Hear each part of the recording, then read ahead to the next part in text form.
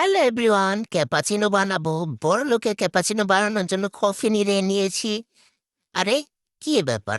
এই তো শক্ত হয়ে গেছে, মনে হয় বাতাস ঢুকছে। যাই হোক, এটা দিয়ে কাজ চালাই লিমো। তারপরে এই যে একটা নিয়ে নিছি বাটি, এখন 1 চামচ কফি নিয়ে নিছি।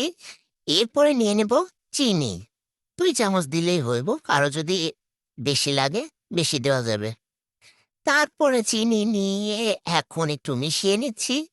এরপরে দিয়ে দিলাম 1 চামচ পানি। বেশি কিন্তু পানি দেওয়া যাবে না। আর এই যে কফি বিটারটা দিয়ে এখন আমি ঘুটে নেব। ভালো মতো ঘুটে নেব। আরে, ছ্যাদ করে উঠছে রে, পুরো মাখায় ফেলছি।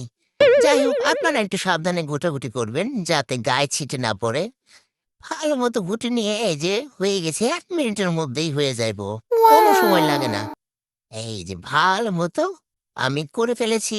এখন গরম দুধ নিয়ে ওর ভিতরে 1 চামচ ক্যাপাচিনো দিয়ে আমি মিশিয়ে ফেলবো। এইভাবে কিন্তু মিশিয়ে নিলেও খেতে ভালো লাগে।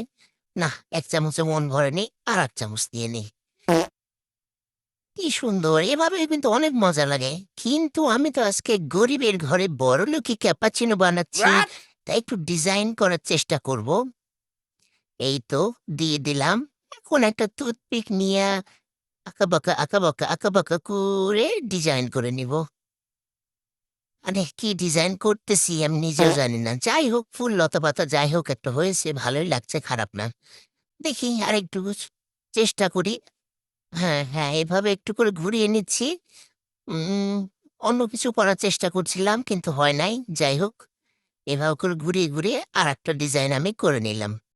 এই তো তৈরি হয়ে গেল আমার গরিবের ঘরে বড়লোকি ক্যাপাচিনো। আপনারা এভাবে তৈরি করে খাবেন।